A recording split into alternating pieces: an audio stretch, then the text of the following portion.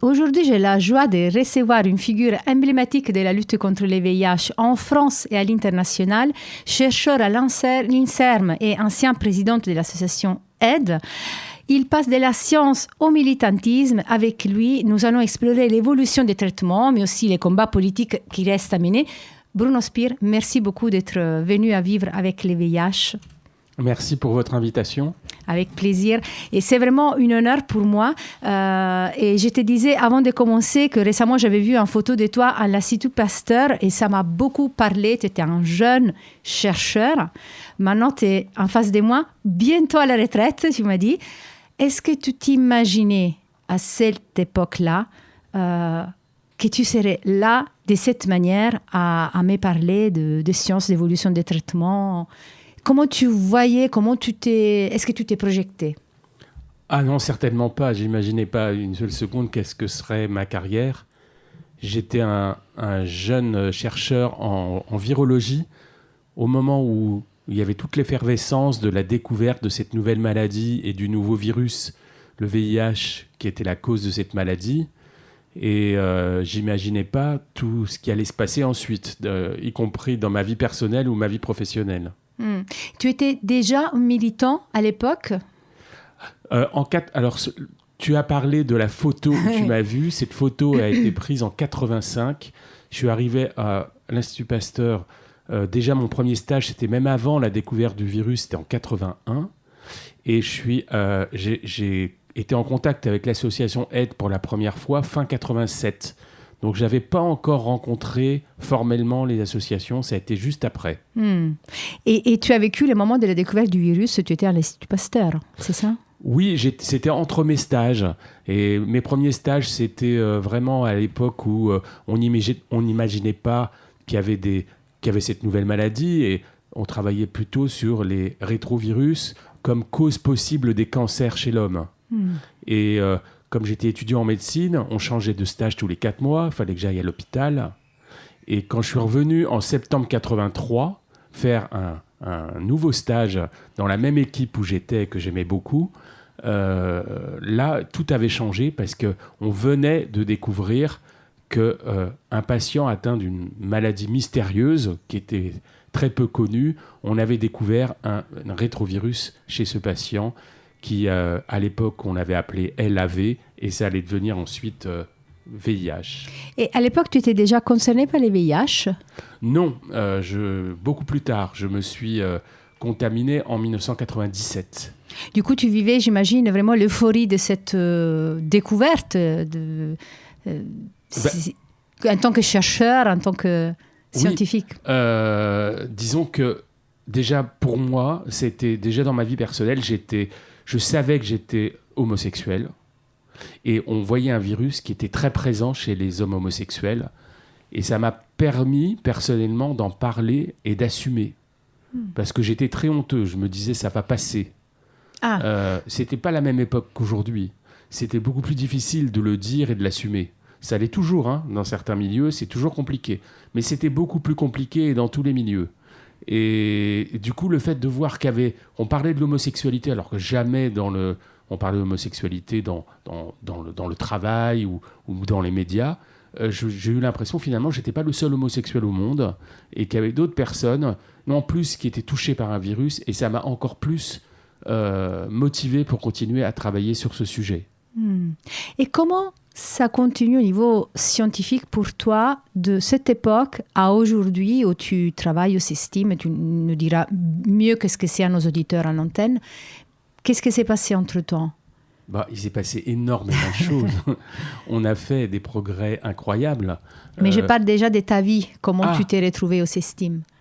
Je me suis retrouvé... En fait, dans ma vie, j'ai d'abord été dans la virologie au moment de la découverte du virus. Et c'était une période formidable parce qu'on travaillait en multidisciplinarité. On travaillait déjà avec des associations. J'ai rencontré des gens de AIDE qui venaient dans le laboratoire pour voir ce qu'on faisait. Donc c'était vraiment déjà... On avait déjà un peu préfiguré ce qu'est la recherche sur le VIH aujourd'hui, très multidisciplinaire, avec aussi bien la biologie moléculaire que la qualité de vie et les relations médecin-patient. Tout ça était Vraiment, tout le monde travaillait ensemble, c'était formidable. Et puis, après les premières années de découverte, chacun est reparti un peu dans sa spécialité. Ça, c'était le début des années 90. Et j'ai commencé un peu à regretter ce temps qui était beaucoup plus ouvert. Et je me disais, il faudrait que je sorte un peu de ça, que je fasse autre chose. Et en 1997, je me suis contaminé. J'ai été découvert au bon moment finalement où les nouveaux traitements arrivaient, donc j'ai pu bénéficier tout de suite des nouveaux traitements.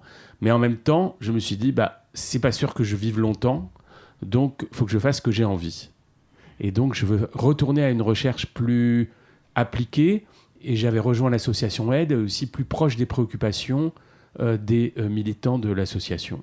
Et c'est pour ça que je me suis rapproché de la santé publique et des sciences sociales. Et je suis parti dans l'unité qu'allait devenir le CESTIM, où j'ai d'abord fait des études classiques sur l'observance au traitement, la qualité de vie des patients vivant avec le VIH. Et puis après quelques années, je suis passé à la phase où je suis actuellement, où je mène des projets que je co-construis avec des associations communautaires de lutte contre le VIH. Toujours dans le domaine des sciences sociales, mais pas seulement des chercheurs d'un côté et des associations qui nous écoutent, mais des projets qui sont co-construits et co-réalisés ensemble. On va parler de tout ça, mais je voulais revenir sur quelque chose que tu viens de dire. Du coup, à l'époque, tu disais, j'ai regretté un peu ce moment, c'est le moment de la coopération de toutes disciplines. Et récemment, j'ai eu la chance de connaître un projet transfrontalier en Guyane, de travail entre le Brésil et la Guyane française, où justement, c'est vraiment une coopération entre disciplines différentes, associations différentes, gouvernements même différents. De ton expérience, qu'est-ce que tu pourrais adresser à eux comme message ? Tu as beaucoup travaillé sur ça, mais c'est très fragile aujourd'hui, un travail de coopération. Est-ce que c'est encore faisable pour toi ? Disons qu'en France, on a eu la chance d'avoir l'ANRS, l'Agence nationale de recherche sur le sida, qui maintenant est la NRS et qui a ajouté les maladies infectieuses émergentes dans son champ. Mais l'ADN de l'ANRS, il vient justement de cette époque, et ça a été beaucoup impulsé par Françoise Barré-Sinoussi, qu'en fait, on ne peut pas résoudre un problème scientifique uniquement tout seul dans sa discipline, et qu'il faut travailler tous ensemble.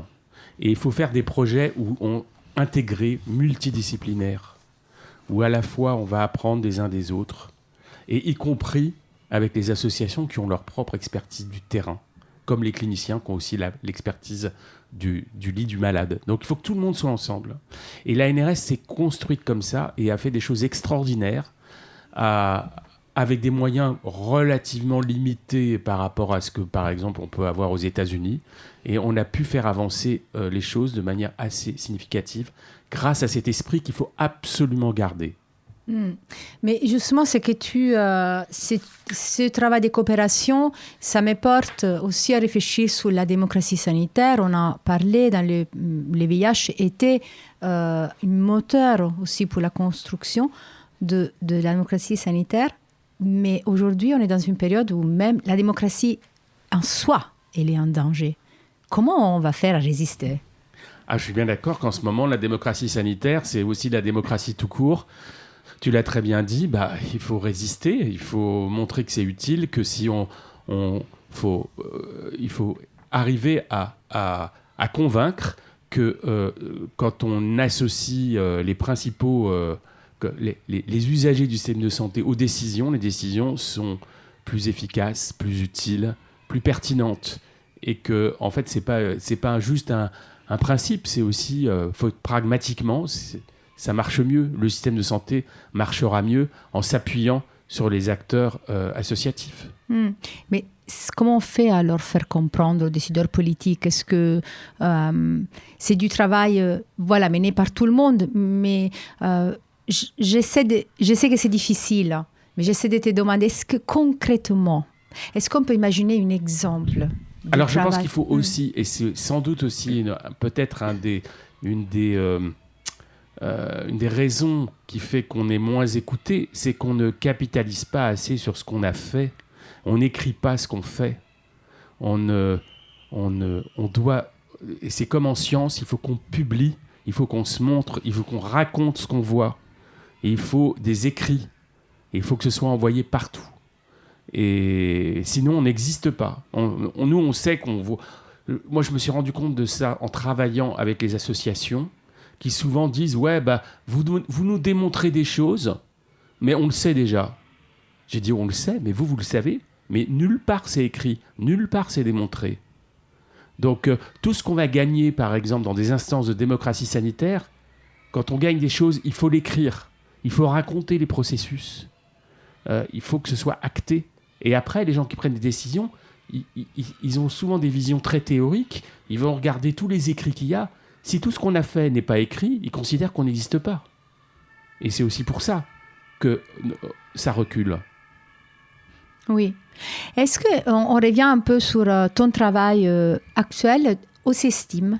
Tu t'occupes de quoi en ce moment? Et d'abord, est-ce que tu peux présenter le CESTIM un peu à nos auditeurs? Alors le CESTIM, c'est une unité de recherche qui est basée à Marseille, en santé publique. Et moi, je suis basé dans une des 3 équipes du CESTIM. Il y a 3 équipes. Il y a une équipe qui travaille plutôt sur les aspects cancer et hépatite. Il y a une autre équipe qui est plus biostatistique. Et la 3e équipe, c'est la recherche communautaire, en particulier sur le VIH et sur la réduction des risques auprès des usagers de drogue. Donc moi, je suis dans cette équipe-là. Et moi, je suis plus impliqué sur les projets qui tournent autour de la prévention et du VIH et de l'accompagnement des personnes vivant avec le VIH. Et je m'occupe de différents projets. J'ai beaucoup travaillé en collaboration avec Jean-Michel Molina sur les aspects sciences sociales de la PrEP. Donc, on va y venir, j'avais travaillé sur l'essai Hypergay qui a montré que la PrEP à la demande, ça fonctionnait. Et moi, je regardais le point de vue de l'utilisateur avec des questionnaires qui étaient donnés aux participants. Et pareil sur la cohorte de PrEPeurs Prévenir. Je suis l'investigateur principal avec mes collègues de Lyon et de Toulouse sur l'enquête VESPA qui étudie les conditions de vie des personnes vivant avec le VIH en France. Et je viens de terminer une grande enquête avec l'association Accept-ST et l'association Aide sur les personnes trans, principalement les femmes trans vivant avec le VIH en France. On n'a pas encore... ça, c'est une enquête que vous êtes en train de mener. Tu viens de terminer, on aura des... On a déjà des résultats. On vient de terminer, y compris... On a presque tous les résultats. Et on va communiquer, on va faire de nombreuses communications à la conférence internationale cet été à Rio autour de ce qu'on a trouvé dans cette population. Les résultats sont très intéressants. Et c'est d'autant plus intéressant qu'aujourd'hui... on a encore le droit en France de faire de la recherche sur cette population, alors que nos collègues américains ne peuvent même plus marquer le mot « personne trans » dans leurs écrits sous peine de perdre leur emploi à cause de la politique de Donald Trump. Mais vous arrivez quand même à travailler avec des équipes des États-Unis ? Non, là-dessus, on ne travaille pas avec les équipes américaines, puisqu'il n'y en a plus qui peuvent travailler là-dessus. On travaille vraiment, c'est un partenariat entre des équipes françaises de recherche académique, dont le CESTIM, et les associations, notamment Accept-ST, qui est quand même l'association très leader sur ces questions en France. Parce que ça m'a interpellée, ce que tu as dit des États-Unis. Il y a des recherches qui sont interdites et on les arrête comme ça. En fait, alors, en fait, c'est même pas arrêté comme ça. C'est même les chercheurs eux-mêmes qui se censurent parce qu'ils savent que s'ils continuent à travailler là-dessus, ils risquent d'être licenciés du jour au lendemain. Donc, il y a une telle stigmatisation sur la transidentité dans l'idéologie d'extrême droite qu'il y a de la censure, de l'autocensure, avant même qu'il se passe quoi que ce soit. Oui. Aujourd'hui, on ne va pas parler des États-Unis, sinon on va vraiment plomber, vraiment, c'est terrible. Et par contre, tu viens de parler, du coup, tu as bien parlé de ton engagement par rapport à la PrEP. Et maintenant, en France, les projets après-études, on le sait, une piqûre tous les 2 mois pour des prophylaxies par exposition pour se protéger du VIH. Mais je te pose une question que pour nous, c'est la question plus importante. C'est pour qui ? Qui peut avoir accès à la PrEP et à cette nouvelle forme? Alors, bon, c'est vrai que c'est une question d'actualité. On en débat beaucoup, mais aujourd'hui, toute personne qui se sent exposée au risque VIH peut avoir la PrEP. Il n'y a pas des critères objectifs, c'est la personne qui dit « moi je veux la PrEP, je dois pouvoir avoir la PrEP ». Et après, la PrEP injectable, elle est considérée pour ceux qui n'arrivent pas à prendre la PrEP orale. Alors on peut ne pas pouvoir prendre la PrEP orale pour des raisons médicales, mais ça peut être aussi pour des raisons non médicales. Si on n'arrive pas à gérer les comprimés, parce que c'est trop compliqué, on peut dire à son médecin, moi, la PrEP orale, je ne vais pas y arriver. Donc, donnez-moi la PrEP injectable. Donc, et l'intérêt de la PrEP injectable, c'est pas tellement... C'est sûr, c'est peut-être un confort supplémentaire par rapport à la PrEP orale. Encore qu'il faut aimer les piqûres, hein. Mais c'est surtout pour ceux qui ne veulent pas qu'on les voit avec des comprimés, pouvoir avoir quelque chose de plus discret. Et donc, on espère, grâce à la PrEP injectable, attirer des publics qui n'étaient pas favorables à aller prendre des comprimés pour plein de raisons, notamment des raisons liées à la peur de la stigmatisation. Et par rapport à la PrEP, on a parlé souvent à l'antenne des projets qui sont menés pour... des projets de PrEP qui s'adressent principalement aux femmes migrantes ils sont pas vraiment la cible jusque-là, même des communications de la PrEP. Pourquoi il y a toujours ce manque, il y a toujours des populations qui échappent en fait? En fait, ce qu'on croit comprendre... Bon, déjà, il n'y a pas eu de communication tout court sur la PrEP par les pouvoirs publics, hein, faut le dire. Moi, je viens souvent à Paris, je prends le métro, le bus, je marche dans la rue, je vois pas... à l'époque où on parlait de préservatif, il y avait des affiches partout sur le préservatif. Sur la PrEP, c'est pas la stratégie des autorités de santé françaises de faire la communication sur la PrEP. La communication, elle est sous le manteau, elle est un peu ciblée. Et si les gens ne sont pas vraiment dans un milieu où il y a cette communication, ils échappent et ils ne connaissent pas la PrEP. Et nous, dans les associations, notamment à Aide, on demande au pouvoir public de faire des grandes campagnes, comme ça a été fait pour le préservatif. Et quand on a pu en faire nous, on l'a fait nous, avec les moyens qu'on a. C'est-à-dire que quand on peut avoir de l'affichage gratuit et tout, on peut pas... Déjà, on nous réduit les subventions de manière terrible. On ne peut pas dépenser des campagnes de communication. On n'a pas les moyens. Ça coûte beaucoup trop cher. Donc, on le fait comme on peut, mais ce serait à l'État de faire ce travail. Et après, pourquoi ça a attiré... Jusqu'à présent, la PrEP, ça a attiré vraiment les hommes homosexuels dans les milieux où c'est assumé et dans les milieux où il n'y a pas de honte à en parler et dans les milieux où on a accès à l'information. Alors que, notamment, les femmes migrantes, qui est une population où il y a encore, le virus circule, où il y a des contaminations. Alors, l'information est peu donnée. Et en plus, il y a cette auto-stigmatisation aussi de dire « mais les gens autour de moi vont poser des questions, pourquoi je vais prendre des comprimés, on va croire que je suis malade, etc. » Donc, c'est pour ça qu'on espère que si on arrive à avoir des lieux discrets où on peut venir tous les 2 mois, et pour le moment, c'est tous les 2 mois, mais il y a d'autres PrEP qui arrivent, qui sera tous les 6 mois, ce sera peut-être plus facile de se mettre sous PrEP dans ces conditions. Oui, et la même révolution, on est en train de l'avoir aussi sous les traitements, sous les injectables de longue durée. À part ça, ou bien ça aussi, mais qu'est-ce que tu imagines, tu préconises qui vont être les prochaines grandes révolutions médicales auxquelles nous pourrons nous attendre? Alors là, pour le moment, oui, effectivement, il y a dans les tuyaux de l'industrie pharmaceutique, il y a énormément d'options qui vont arriver dans les années qui viennent sur différents types de longue durée. Alors, tous les 6 mois, tous les 4 mois, même tous les 1 an. Donc, on va trouver des produits qui vont permettre d'avoir vraiment un espacement de la prise. Mais, pour moi, il ne faut pas se contenter de ça. Et moi, j'espère toujours qu'on arrivera un jour à la guérison. Au moins à la guérison fonctionnelle.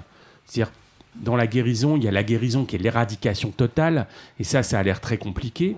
Mais la guérison fonctionnelle, c'est-à-dire des périodes pendant plusieurs années où on n'a besoin de rien, et si jamais, juste d'une surveillance, et si jamais ça revient, on reprend des traitements, puis on repart pour quelques années sans traitement. Ça, c'est quelque chose qui est tout à fait envisageable aujourd'hui. Mais pour ça, il faut faire des efforts sur la recherche en amont. Et il ne faut pas compter sur l'industrie pharmaceutique seulement. Il faut compter aussi sur les chercheurs en sciences fondamentales qui font des progrès très importants.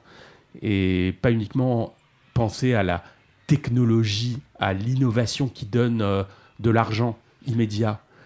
Si on est uniquement branché là-dessus, et on sait que les autorités actuelles, c'est un peu leur politique, ils n'arrêtent pas de dire qu'il faut que vous soyez innovants. Autrement dit, il faut que vous soyez productif en termes de brevets et de sous qui vont en découler. Non. Si on fait que ça, dans quelques années, on n'aura rien de plus à innover. Parce qu'il faut derrière comprendre c'est quoi les obstacles à la guérison, comment on en sort, et comment on arrive à ces périodes de guérison fonctionnelle. Cette guérison dont tu parles, c'est celle qu'on appelle la rémission. Oui, c'est ça. Guérison fonctionnelle ou la rémission, on peut imaginer des périodes où, grâce à un traitement, on pourra tout arrêter pendant peut-être quelques années. Et puis après, on surveille. Si la charge virale remonte, on reprend quelque chose. On efface le virus qui revient. Et puis après, de nouveau, plusieurs années tranquilles. Et donc, ça aurait un avantage d'abord d'avoir moins de choses à prendre. Et puis, il y a aussi un avantage de ne pas être exposé, parce que même si avec une charge virale indétectable, on vit bien, il y a toujours une petite inflammation liée au virus qui peut donner des comorbidités, qui font qu'il y a cette inflammation chronique qui reste. Ce n'est pas très, très bon quand même, à long terme. Et donc, si on peut s'en passer, ce serait encore mieux. Et c'est vers ça qu'il faut aller. Comme tu disais, c'est très difficile pour les chercheurs de pouvoir continuer à travailler sur quelque chose sans que ce soit immédiatement rentable, parce que c'est ça qu'on nous demande dans toutes les disciplines confondues. Il faut être rentable, même à l'école. Du coup, oui, mais la rentabilité, autant on peut comprendre qu'il faut être rentable, mais c'est la période de temps. Et il faut laisser du temps pour la découverte de choses qui vont changer les choses.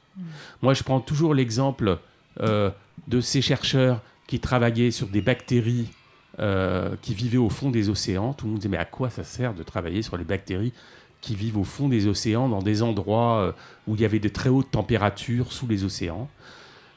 Ces chercheurs ont caractérisé ces bactéries. Ils ont identifié une enzyme. Et cette enzyme, aujourd'hui, grâce à cette découverte dont on ne savait pas à quoi elle allait servir, c'est cette enzyme qui aujourd'hui permet les tests de PCR que tout le monde connaît depuis le Covid, et qui servent aussi à mesurer la charge virale, qui sert à faire plein de diagnostics. Et s'il n'y avait pas eu cette recherche en amont, on n'aurait jamais trouvé la PCR, on n'aurait pas tous ces tests de PCR qui sont d'ailleurs très rentables aujourd'hui pour ceux qui les commercialisent. Mais il y a eu toute cette recherche en amont. Et un autre exemple, c'est, on en a beaucoup parlé à la dernière conférence américaine, la CROI, au mois de février dernier. Il y a eu toute une plénière où un chercheur a montré tous les travaux qui ont été faits pendant des décennies sur la dernière étape du cycle viral, sur la capside, toute la formation de la capside. Comment la capside virale, qui est cette espèce de coque qui protège un peu l'intérieur du virus, comment on a compris comment elle se constituait, tous ses composants, tout ça on pourrait dire, mais tout ça c'est pas rentable, hein. Ça donne rien, ça donne que de la connaissance. Et il y a eu des décennies d'accumulation de connaissances sur cette capside. Et grâce à ça, on a pu faire un inhibiteur de la formation de cette capside qui est aujourd'hui le fameux lenacapavir dont tout le monde parle, qui est la future PrEP qui va permettre une injection tous les 6 mois. Mais s'il n'y avait pas eu toutes ces découvertes financées par la recherche publique en amont, on n'aurait pas aujourd'hui un médicament innovant comme le lenacapavir qui est sorti et qui est en cours de commercialisation. Et tu l'as dit plusieurs fois le long de cette interview, la recherche et la science et la militance associative, pour toi, vont du même pas. pourquoi tu penses que c'est important que ça continue, ce travail en binôme, pas qu'un binôme, après il y a d'autres sujets qui rentrent. Pourquoi on a besoin encore des associations ? Déjà, on a besoin des associations parce que les associations sont des corps intermédiaires qui portent la parole des personnes concernées. Et je sais bien qu'on est on est actuellement dans une société et des gouvernements qui n'aiment pas les syndicats, qui n'aiment pas les partis politiques, qui voudraient tout contrôler et qui ne veulent pas cet aspect un peu critique.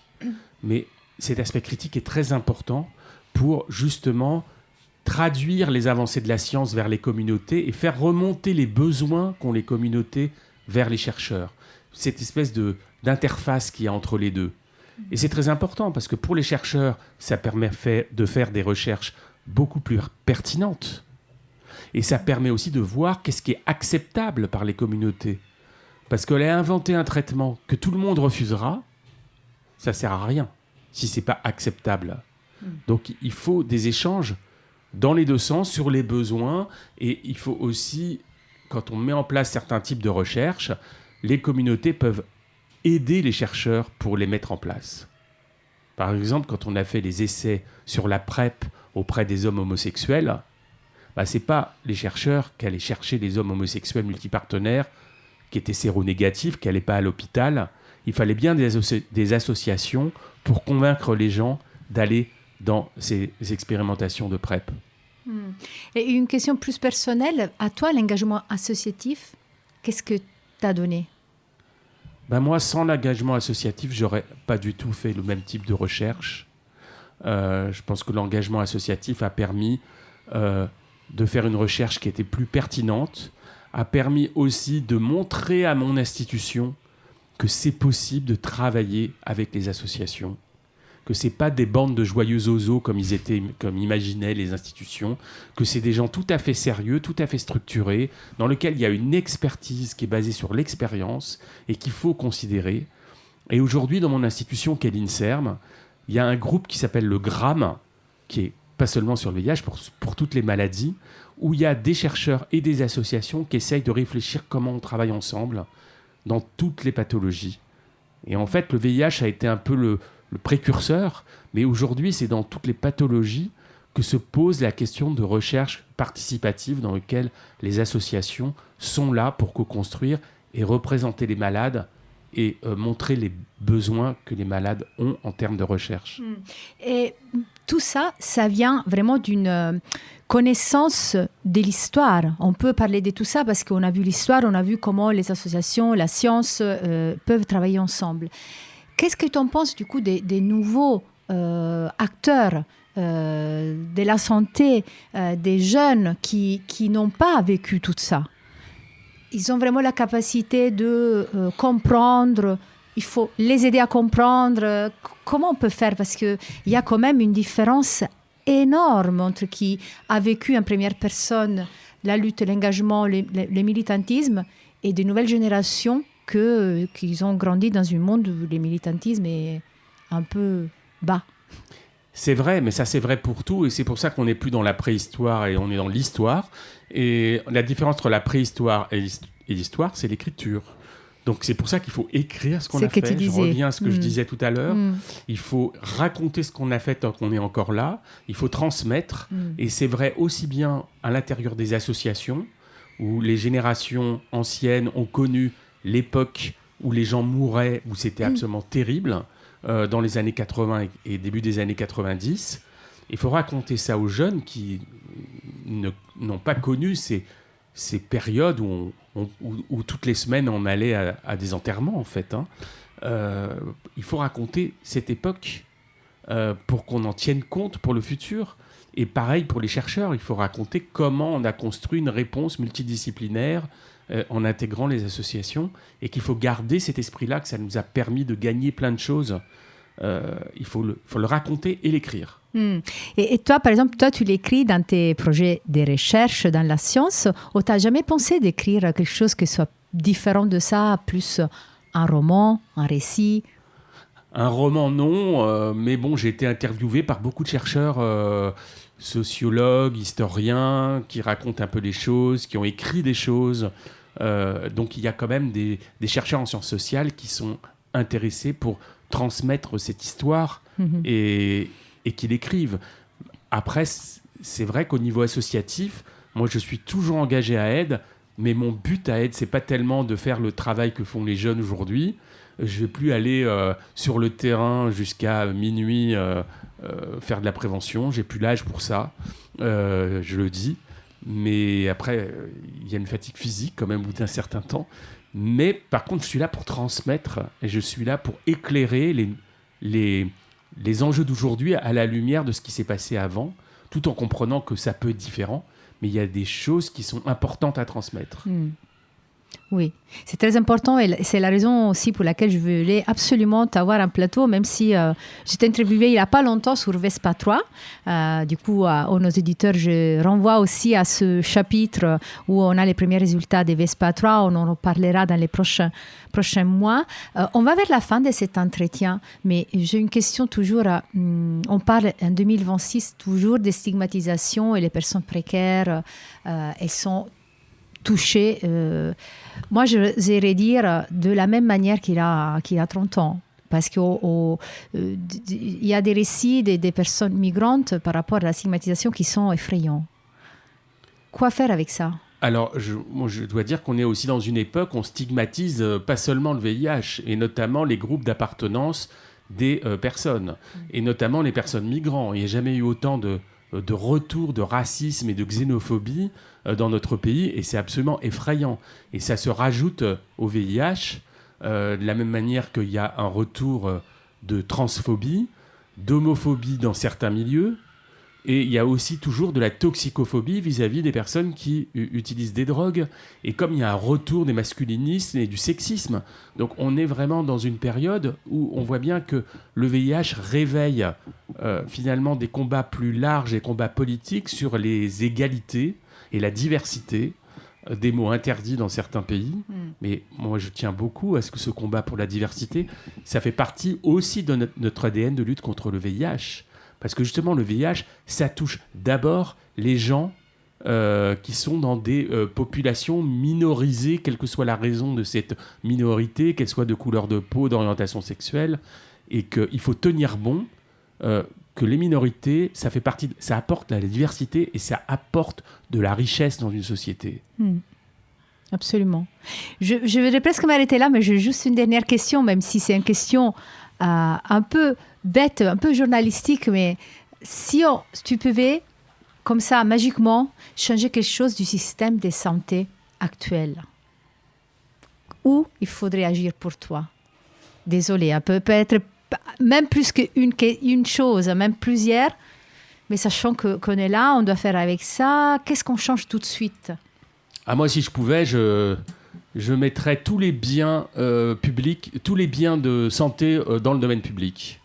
Que ce soit les médicaments, les outils diagnostiques, tout ça. Si ça pouvait être contrôlé par le pouvoir public et pas par des intérêts privés, déjà, ce serait une grande avancée. Pas mal. Merci beaucoup, c'est vrai. Avec ça, peut-être tu as touché plusieurs choses. Merci beaucoup, Bruno Spir. Merci d'être venu à vivre avec les VIH. À une prochaine fois. À bientôt. Et merci de l'invitation.